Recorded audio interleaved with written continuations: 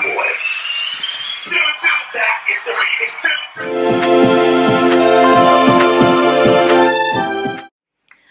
I'm not gonna lie to you, I didn't expect to film this so soon.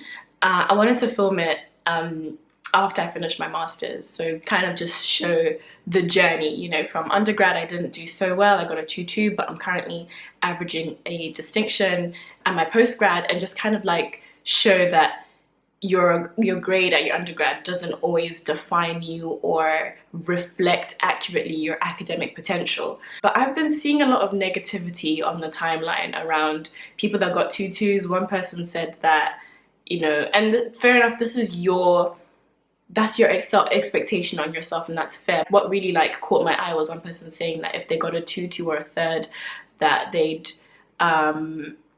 be suicidal. That for me was a little bit concerning, because, you know, the thing is, Twitter's, you can tweet what you want. I'm not here to police people's tweets, I would never do that.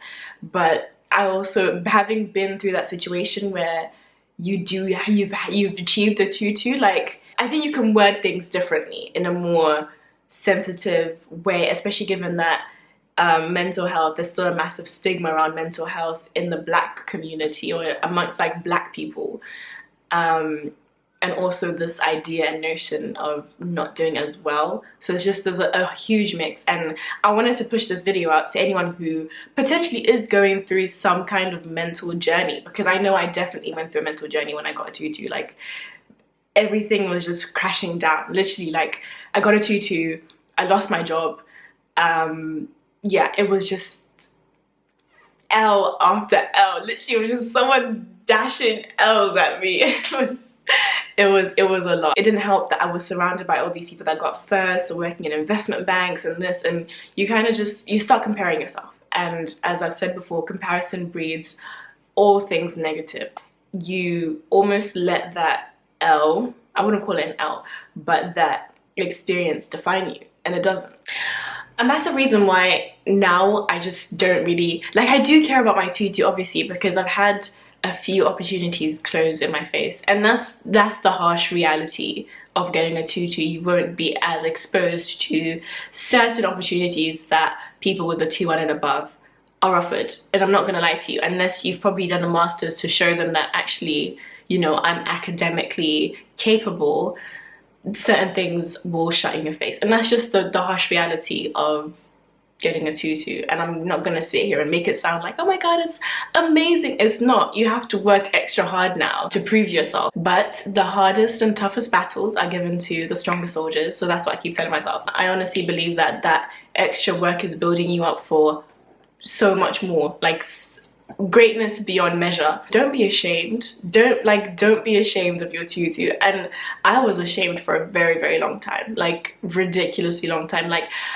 ashamed to the extent that I wouldn't even tell people. I can literally count the number of people that I told on one hand. Like, legit, there's people that are probably gonna watch this video and be like, oh, sweat, you got a 2-2. Like, I just did not tell people. People would ask me, how did you do? And I'll be like, not as well as I wanted to. That's code for 2-2. I let it define who I was. I let it become a part of my identity, and it just isn't. Like, okay, I got a 2-2, cool, we keep it moving. Face your truth. Like, that's the main thing. Face your truth.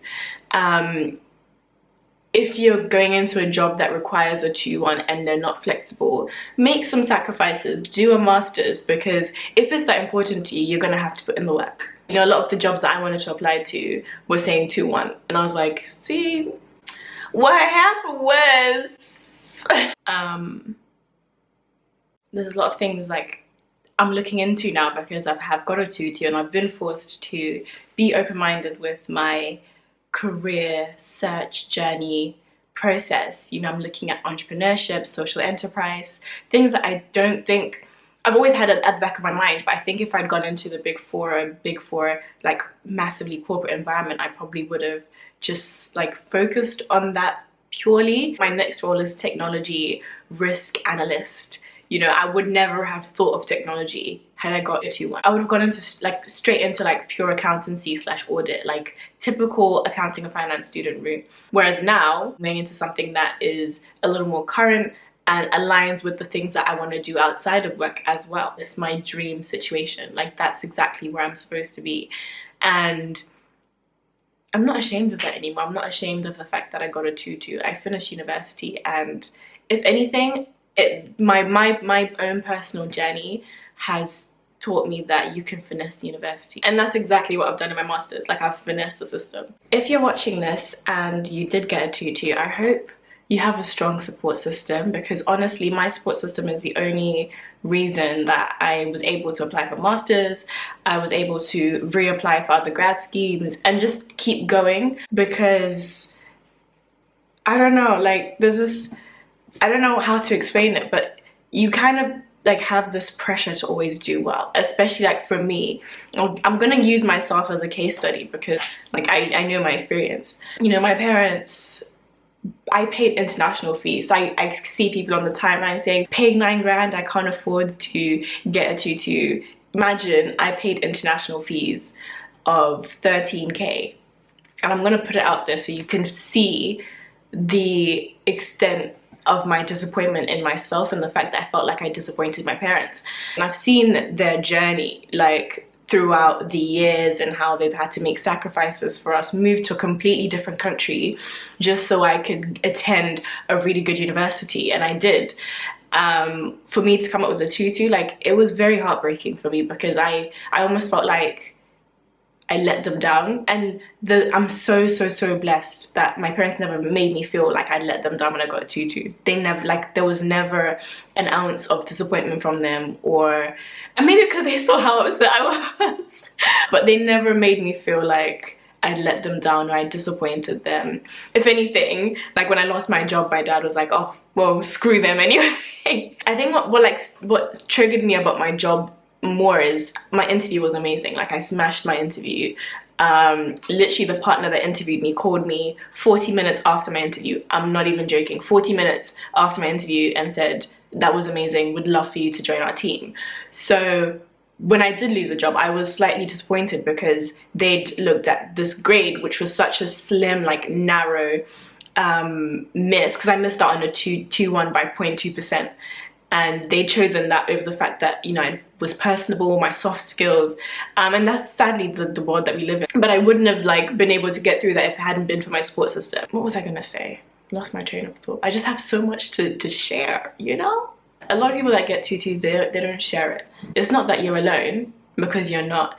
It's just that we're almost like, there's this sense of shame, sense of like, where do I fit in the mix? That's how I felt anyway. I'd never posted my grades. I only ever posted my grades when I did well.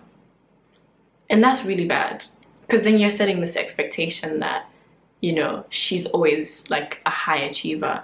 And then when it all hits the fan, what happens? Do you know what I mean? Like, what? You're not talking about it. It's a tricky one, and I'm still figuring it out. Like, I'm saying this, I'm talking to you, but I'm kind of talking to myself as well. But, you know, there's something to be said about how, like, we only share the good news. Anyway, I hope that's helped someone. You've got this. Like, I am the product of a tutu. I'm still able to smile, I can laugh, I'm living my best life. Trust in the process. Do your grieving.